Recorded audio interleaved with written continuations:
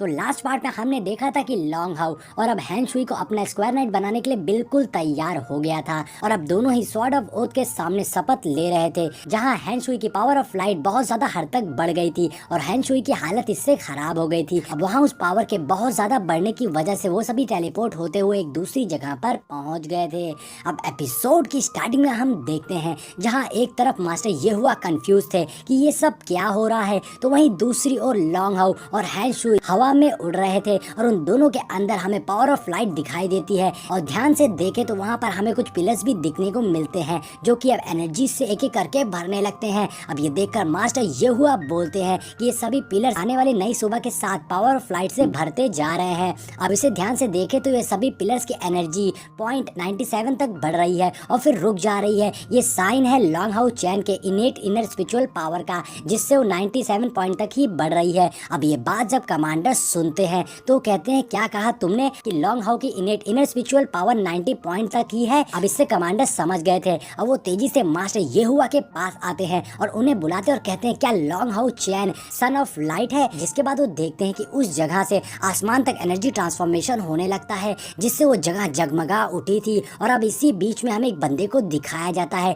जो कि divine shield night थे और उनका नाम यान हाउ हैन होता है, जिनके सामने एक सिंबल चमकने लगता है जिससे उन्हें पता चल गया था कि लैंड ऑफ ब्लेसिंग ओपन हो गया है। जिसके बाद यांग हाउ हैन अपनी माइंड स्पिरिचुअल पावर्स का यूज करते लगते हैं। आखिर ये कौन है, जिससे उन्हें लॉन्ग हाउ के होने का पता चल गया था और उनके आसपास में औरे को देखते हुए साफ लग रहा था कि वो बहुत ही ज्यादा स्ट्रॉन्ग एल्डर होंगे। और जब वो लॉन्ग हाउ को देखते तो समझ गए थे कि ये लेजेंडरी सन ऑफ लाइट है। आखिरकार इसका जन्म हो ही गया, जिसने आज तक जन्म नहीं लिया था। फाइनली उसने हमारी दुनिया में जन्म ले लिया हमारी दुनिया को बचाने के लिए और वो बहुत ही ज्यादा खुश हो गए थे। और वहीं दूसरी ओर हम लॉन्ग हाउ और हैंग शुई को देखते हैं जिसके आसपास में बहुत ही स्ट्रॉन्ग पावर ऑफ लाइट की एनर्जी घूम रही थी। अब ये सब देखकर कमांडर बताते हैं कि ये जगह है जहां सन ऑफ लाइट आए थे और वो अपने सॉवरेन के कॉन्ट्रैक्ट के साइन करते हुए अपने स्क्वायर नाइट के टैलेंट को बढ़ाएंगे। और तभी वहां पर हम कुछ क्रिस्टल्स को देखते हैं जो एनर्जी से भरने लगते हैं।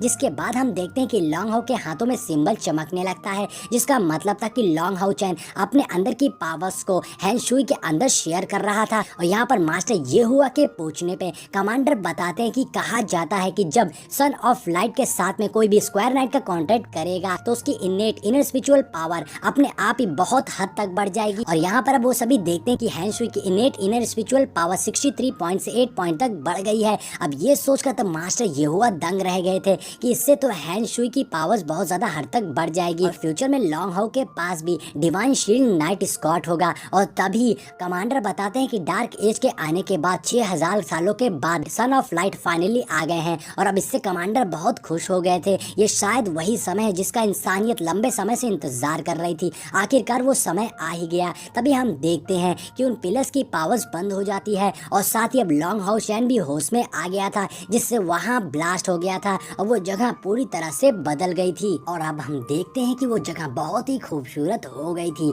वहीं लॉन्ग हाउ और हैंग शुई भी अब नीचे जमीन पर आ जाते हैं। कमांडर भी ये सब देखकर बहुत ही हैरान रह गए थे। वहीं हैंग शुई को महसूस होने लगता कि उसकी पावर्स अब बहुत बढ़ गई है। हैंग शुई को समझ में आ गया था कि उसकी इनेट इनर स्पिरिचुअल पावर एक्चुअली में 8 पॉइंट तक बढ़ गई है और ये सब लॉन्ग हाउ की वजह से मुमकिन हो पाया है। हैंग शुई खुश होते हुए कहता है फाइनली मैंने प्रमोट होकर नेक्स्ट लेवल पर पहुंच गया हूं और अब मैं डायरेक्ट डीमन गॉड को फेस कर सकता हूं और अपने मॉम डैड का बदला भी ले सकता हूं। मैंने कभी उम्मीद भी नहीं की थी कि मुझे ये जो कुछ भी चाहिए ये सब मुझे लॉन्ग हाउ से मिलेगा। और यहाँ हम लॉन्ग हाउ को देखते हैं जो हैंग शुई की ओर बढ़ते हुए आता है। लेकिन तभी हैंग शुई को फ्लैशबैक याद आने लगता है जहाँ हैंग शुई लॉन्ग हाउ से फाइट कर रहा था। और अब हैंग शुई कहता है मैंने अपने अहंकार की वजह से ये अपॉर्चुनिटी लगभग खो ही दी थी और मैं अपने गुस्से और एरोगेंस में लॉन्ग हाउ से दुश्मनी करके ये सब खो देता और अपने पेरेंट्स का बदला लेने का मौका भी खो देता। अब प्रेजेंट में हम देखते हैं जहाँ लॉन्ग हाउ हैंग शुई के पास आकर उसकी ओर हाथ बढ़ाता है हाथ मिलाने के लिए। लेकिन यहाँ हम देखते हैं कि हैंग शुई काफी सोच रहा था और साथ ही उसे अपनी सारी गलतियों का एहसास भी हो गया था। और फिर हैंग शुई झुककर जमीन पर पंच मारते हुए घुटनों के बल बैठकर बहुत ही जोश में कहता है मैं नाइट हैंग शुई आज के बाद अपने मास्टर के लिए फाइट करूंगा, चाहे जैसी भी हालत क्यों ना हो, भले ही मुझे आग से या पानी से क्यों ना गुजरना पड़े, मैं वो सब करूंगा जो मेरे मास्टर का ऑर्डर होगा और मैं इसके लिए तैयार हूँ। अब लॉन्ग हाउ भी हैंग शुई के जज्बे को देखकर स्माइल करता है। जिसके बाद लॉन्ग हाउ और हैंग शुई एक दूसरे से हाथ मिलाते हैं और यहाँ दोनों में बहुत ही अच्छी बॉन्डिंग नजर आ रही थी। और फिर नेक्स्ट सीन में हम देखते हैं जहाँ लॉन्ग हाउ कमांडर से मदद मांग रहा था। लॉन्ग हाउ कहता है मास्टर पैलेडियन, क्या आप मेरी और मेरे मास्टर की मदद कर सकते हैं। जहाँ लॉन्ग हाउ कमांडर से हेल्प मांगता है कि वो मास्टर ये हुआ और उसके बीच में स्लेव कॉन्ट्रैक्ट बनाएंगे। अब ये सुनकर मास्टर ये हुआ भी हैरान रह गए थे। अब कमांडर मास्टर ये हुआ से पूछते हैं कि क्या बात है, तो मास्टर ये हुआ कमांडर को सब बताने लगते हैं कि मास्टर ये हुआ कहते हैं कमांडर मेरी इनेट स्पिरिचुअल पावर सिर्फ 9 पॉइंट्स हैं। अब ये सुनकर कमांडर बिल्कुल शॉक रह गए थे। कमांडर मास्टर ये हुआ से पूछने लगते हैं कि अगर सच में तुम्हारी इनेट स्पिरिचुअल पावर 9 पॉइंट है तो तुम कैसे 5th रैंक तक कल्टीवेट कर सकते हो। कमांडर मास्टर ये हुआ को कहते हैं कि इनेट स्पिरिचुअल पावर्स 10 पॉइंट से ज्यादा ना होने से सेकंड स्टेज पर भी ब्रेक थ्रो नहीं किया जा सकता है, लेकिन तुमने 5th रैंक तक ब्रेक थ्रो कर लिया है। ये तो सच में मिरेकल है, सच में चमत्कार हो गया। लेकिन क्या तुम जानते हो पूरे होली मैजिक कॉन्टिनेंट में हर 10 लोग के औसत में 8 लोगों की इनेट स्पिरिचुअल पावर 10 पॉइंट से कम होती है और उन सबका टैलेंट लिमिटेड है, मतलब कि उनका टैलेंट सीमित है और वो सब कभी भी सेकंड लेवल पर ब्रेक थ्रो नहीं कर पाते हैं और ऐसे उन लोगों की लाइफ बर्बाद हो जाती है। लेकिन अगर वो सब तुम जैसे हो सकते तो क्या तुम जानते हो इसका क्या मतलब होता। इसका मतलब होता कि एक पल में आपके पीछे हजारों कॉमरेड्स हैं। अब कमांडर मास्टर ये हुआ और लॉन्ग हाउ को उठाते हैं और फिर कमांडर मास्टर ये हुआ को कहते हैं अगर तुम्हें कोई प्रॉब्लम ना हो तो मैं अपनी जिंदगी के एक्सपीरियंस को तुम तक पहुंचाऊंगा ताकि तुम और औसत दर्जे के लोगों की मदद कर सको, इससे वो लोग अपनी जिंदगी की वैल्यू को खोज सकें।